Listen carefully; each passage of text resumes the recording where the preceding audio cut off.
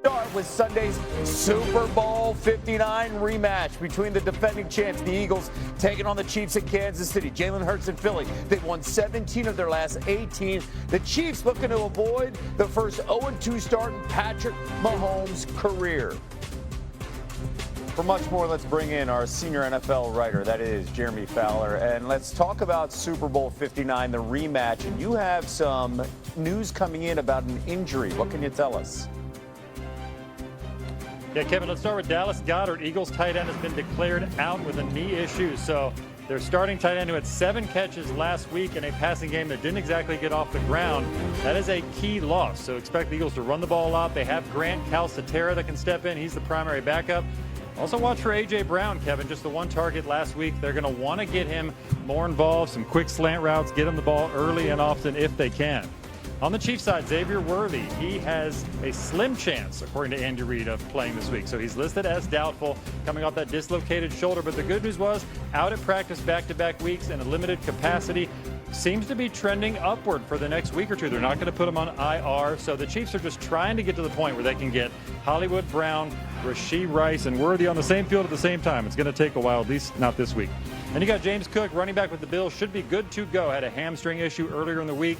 That was more a little bit of just tightness is my understanding. So he has told reporters that he's playing, no doubt about it. The bigger issue for the Bills is defensive tackle Ed Oliver will be out for this game, which the Jets will be very happy about. But Cook will be available to run the ball. And then finally, 49ers situation. Brock Purdy declared out by head coach Kyle Shanahan with a toe and shoulder issue.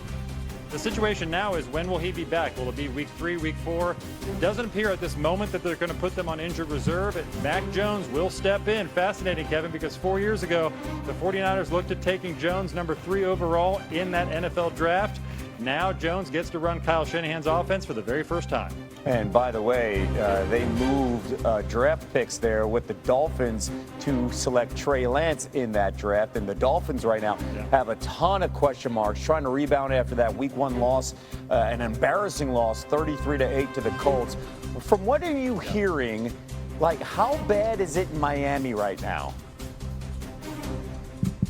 Well, Kevin, it's never a great sign when players have to have a players-only meeting that they talked about this week in the locker room, but at least that can create a little bit of urgency. The Dolphins do firmly expect to play better. They felt like last week was just an avalanche of bad assignments, missed throws, missed routes, the whole 9. So they expect to tighten that up.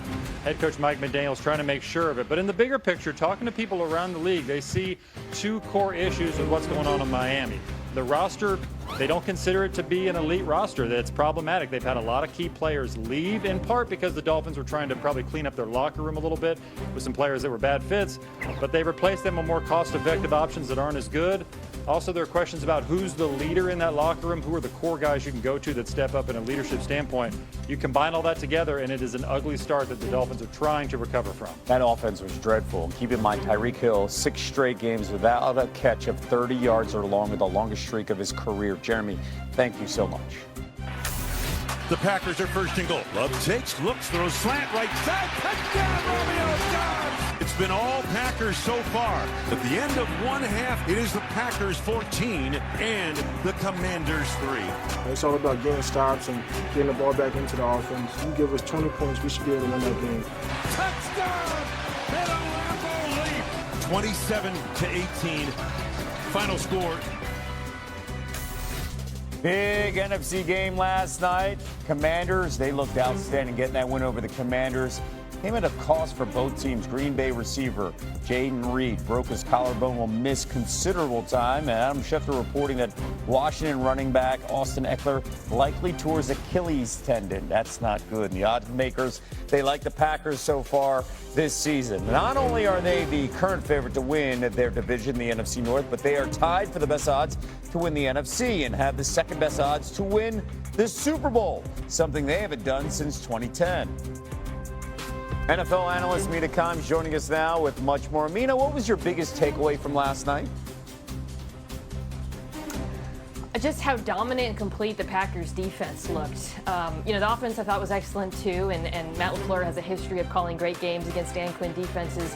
But this Packers unit, all three levels I thought played so dang well. You really see the force multiplier effect that Micah Parsons has on the rest of the pass rush. Players like Devontae Wyatt, Rashawn Gary stepping up because they get one-on-ones. But on the back end, I think it was the play of these Packers corners that surprised me the most.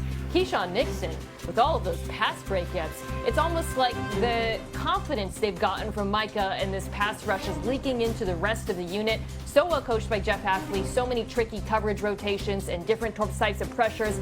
They are truly a force to be reckoned with, not only in their own division, but the entire NFL. Now they get a mini bye before week 3 when they face the Browns on the road. The team that the Packers opened up the season with a victory that was against the Lions. And the Lions looked really lost in the opener, missing their OC, Ben Johnson, missing their DC and Aaron Glenn. What do you need to see from this offense this weekend?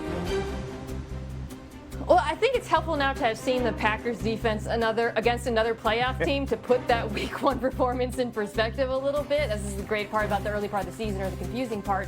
But you still want to see them run the ball better, irrespective of how good the Green Bay is on the ground. The Lions' rushing attack week 1 averaged less than 1.5 yards before contact per carry. That would have been their worst performance last year by a large margin. They're just not getting the same push that they did last season. The interior of the offensive line is different. I think that's responsible for some of it. But you wanted some creativity in that ground game to try to unlock Jahmyr Gibbs. And through that unlocking and the run game being better, getting you into third and manageable so that the passing game isn't under so much pressure. Detroit is a 6.5-point favorite at the moment against Ben Johnson and the Bears. Mina Kimes coming back to set the table for the rest of the week. Ladd McConkey and the Chargers, they finish up week 2. The slate against the Raiders. Second half of our Monday Night Football doubleheader on ESPN. Both teams 1-0 with head coaches having a history that dates back to their college coaching days. Pete Carroll was asked about his fondest memory about facing Jim Harbaugh earlier this week. Listen to this. I remember Jim. No, I have no fond memories. I'm not going to go there. They're great games. They've been great games. That's all. Learned a lot from him just watching him, but he's always been on the other side. When I was a player, he was a defensive coordinator, head coach somewhere, and then when I was coaching, we were trying to gouge each other's eyes out. It's like in the competitive spirit of that. But yeah, it's competition at the highest level. That's what he's all about. They were respectful. I would think they'd be great teammates, but they're adversaries. Chargers star wide receiver Ladd McConkey joining us now on SportsCenter. You got a taste of the rivalry with the Raiders last season with a pair of wins. Now you add Pete Carroll to the mix with his history with Jim Harbaugh at USC and Stanford. How would you describe the intensity of Chargers-Raiders, Ladd? Man, I've got to experience it for 1 year, and I think we got a good taste of it last year. We were battling with them. It was a tough game, both games, so I expect nothing less. And then obviously that little piece with Coach Harbaugh and Pete Carroll, you can tell they're both ultimate competitors, so it'll be a fun one. Yeah, and on the other sidelines of this game is your former Georgia teammate Brock Bowers. He set records for tight ends as a Raiders rookie. What makes Brock so successful? You saw him play back in the day. Yeah, he's a stud. Not many tight ends, not many people can do what he does on the football field. So, I'm super excited to meet up with him, but while we're out on the field, I don't want any part of it. And by the way, both you guys are going to be rooting for the Bulldogs of Georgia tomorrow in Knoxville when they face Tennessee. Gunnar Stockton was in the quarterback room. When you were in Athens, give us a scouting report on Gunnar. Yeah, Gunner's just a great dude, and he's super competitive. I actually played him in high school, and I hate to say it, but I'm 0-2 against him. So, yeah. But no, he's going to lead those guys, and they're going to be ready. I know Coach Mark's going to have them ready, and I'm excited to see it. Hopefully we get to, watch a little bit of it, catch the back end. So, super excited. What makes him a good quarterback? He can do a little bit of everything. He's true dual threat. You see him make plays with his legs, make off-balance throws, and then guys just rally behind him. He's just a leader. And when you have a guy like that, a quarterback that people can rally with, you're doing something good. And I know this is weird to say. They're a top 5 team, but Georgia has won 8 straight in this series, and they feel like they're being overlooked. What's it like to play the Volunteers and beat Tennessee? It's a great feeling. I know one of my favorite games that I played in college was when they were number 1, we were number 3. They came to Sanford. That was honestly one of the loudest I'd ever heard our stadiums. And we put it on them pretty good. So. Yeah, we had a nice game in that one. And I was by a the way, Tennessee fan, you know that. yeah, absolutely. Not anymore. Not anymore.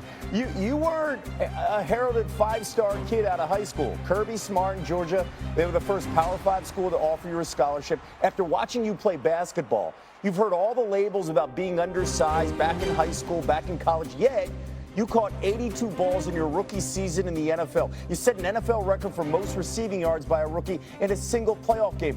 What has been the driving force to your success, lad? I just always believed in myself and knowing what I could do. So I just want to go out there and honestly just be the best for the guys around me. It's like I obviously don't want to let myself down, let my coaches down, but when I'm on the field, I don't want to let my teammates down. So that's the biggest thing, just going and playing for them and letting everything come to me. Your current quarterback, Justin Herbert, on the other end, he's a 5-star guy. You want to say anything? He's just stud? Just like Yeah, no, I mean, what can't you say about that guy? He's great. I'm super glad he's on our team. Well, by the way, I could go on and on.